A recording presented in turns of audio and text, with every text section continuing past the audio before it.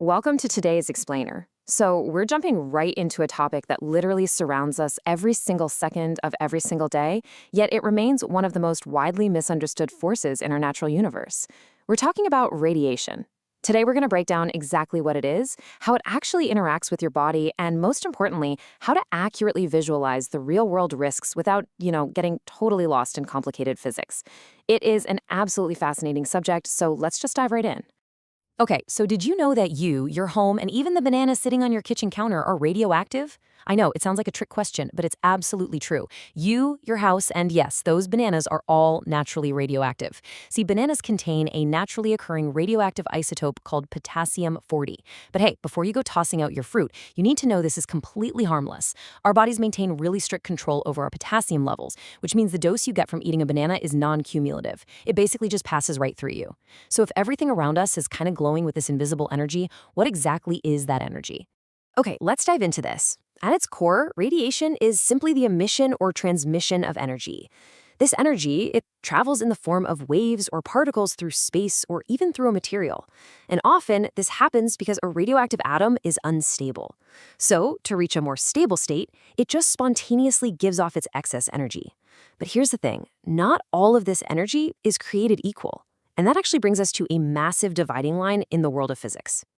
To really understand radiation, we have to look at the electromagnetic spectrum, and this is basically divided into two main categories. We have non-ionizing radiation and ionizing radiation. This categorization is entirely based on the energy level of the radiated particles, and crucially, whether those particles have enough power to physically detach electrons from atoms.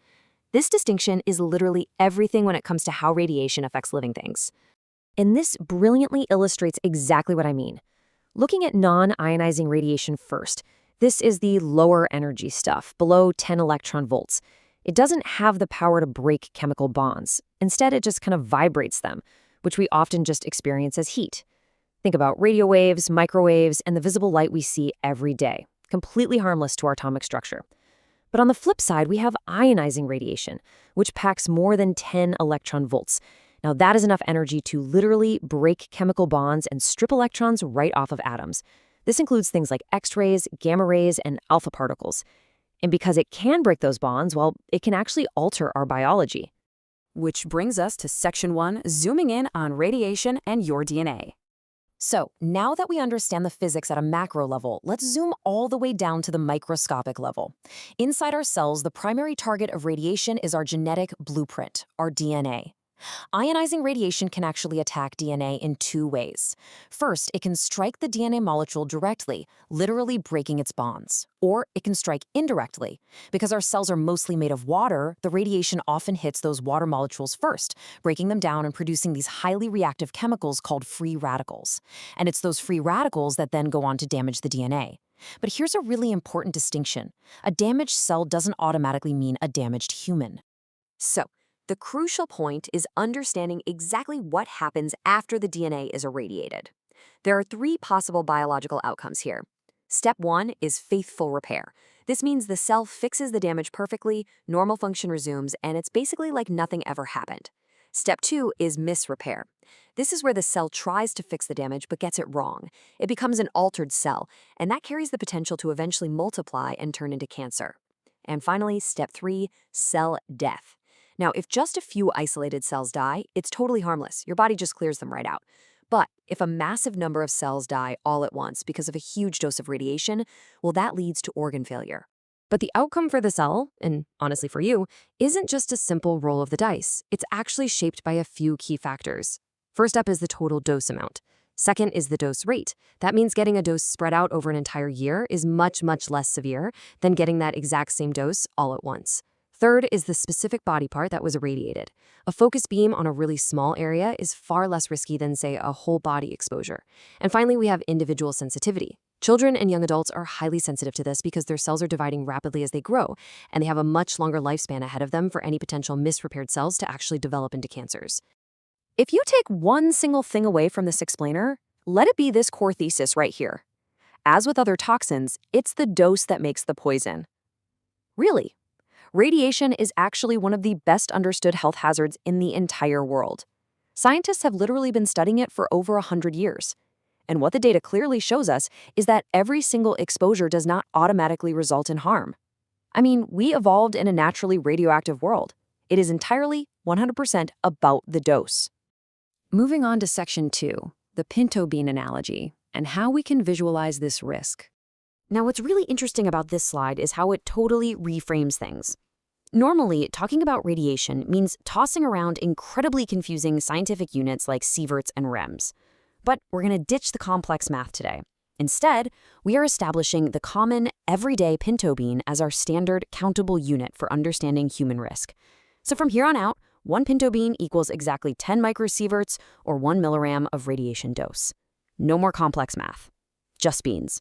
300. That is the number of beans that represents the annual background radiation you, me, and everyone else safely absorbs from our natural environment every single year. It comes from the Earth, from the sun, and even cosmic rays from deep space. And if you do the math on that, 300 beans a year basically breaks down to roughly absorbing 1 pinto bean of radiation every single day, just by existing on planet Earth. Now let's compare that everyday environmental exposure to a really common medical procedure. So your annual background is 300 beans. But if you go to the hospital and get an abdominal CT scan, you're receiving a localized dose of about 1,000 beans. Now that's a bit more than 3 years' worth of background radiation delivered in just a few minutes. And while that sounds like a lot, you always have to weigh that dose against the life-saving medical benefit the scan actually provides. It's a calculated, completely safe trade-off. Let's move to and see how this builds when we start talking about real danger. We've been talking about single beans so far, but to see actual negative clinical effects, we have to start measuring in massive, overflowing jugs of beans. At a dose equivalent to 1 giant jug of beans, a person wouldn't even feel sick, but a blood test would show a temporary drop in blood counts. At 2 full jugs of beans, we'd start to see the onset of actual radiation sickness, though survival is highly likely with medical care. But to reach the 50% survival dose, meaning a person only has a coin flip chance of living, they would have to absorb 10 massive jugs of beans all at once. And to really disarm any immediate fears you might have about everyday radiation, let's put that 10-jug 50% survival dose into perspective. That lethal dose equals 4,000 millisieverts.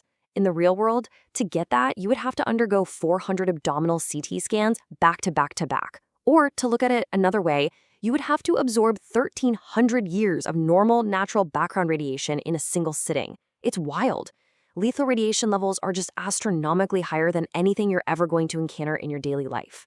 So to kind of summarize the reality of exposure here, moderate to low doses, like getting multiple CT scans over time, do carry a statistically small, elevated risk of developing cancer later in life.